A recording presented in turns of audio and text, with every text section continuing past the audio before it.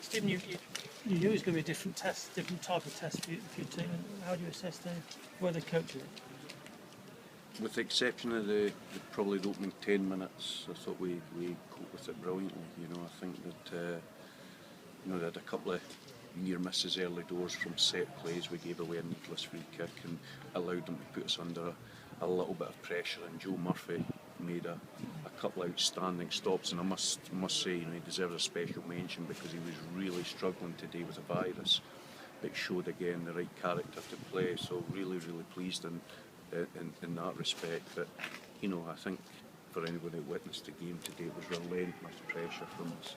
They couldn't get out. We had good shape to us, but we had to show the patience. I said it at half time to the group that we must keep passing with patience and not get excited about the game and lose our shape when we're in possession of the ball, because the one thing there was always going to be was a threat for the men on the counter-attack. It was important that we had that solidity in the middle of the park, and the two centre-backs were in good positions for regain. So overall I am absolutely delighted with the result, and I think what today was an example of that we're a little bit of a victim of our own performances, because you found today that Gillingham came here and gave us great respect and made life very difficult for us at times, had all 11 men behind the ball and tried to close the space, but credit to my players for keeping going, and these games like today sometimes often take until the last 5 or 10 minutes to win them, but in terms of chances created, we had so many in the game.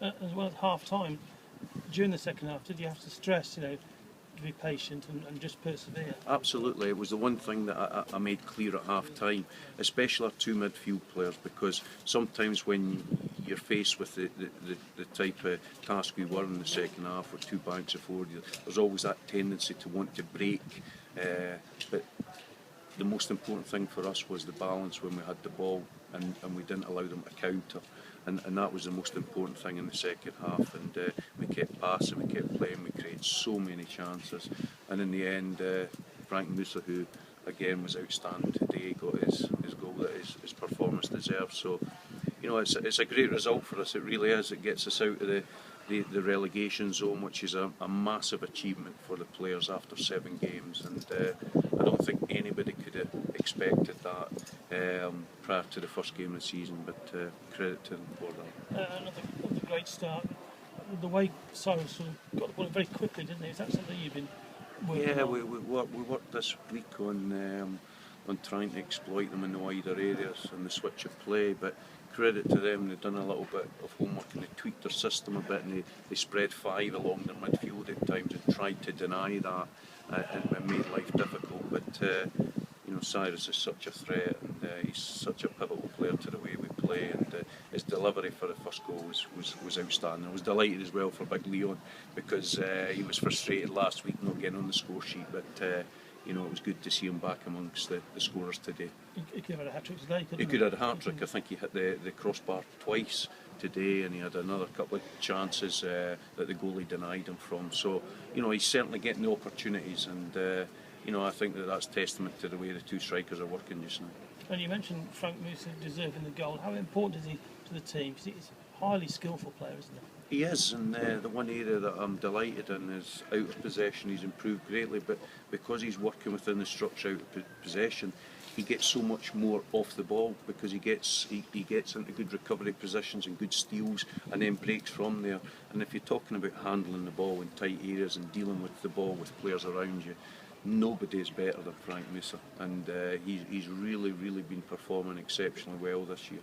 And your two central defenders coped with what you expected, the physical and aggressive approach from Gillingham. Yeah, absolutely. They coped very well, and they again covered each other. When one was up, the other one, if there was any mistimed headers or loss of header, then the other one helped his partner out, and it was a very good performance. And I think over the course of the game, apart from the first 10 minutes, we never at all looked like we were going to concede, and that's really pleasing.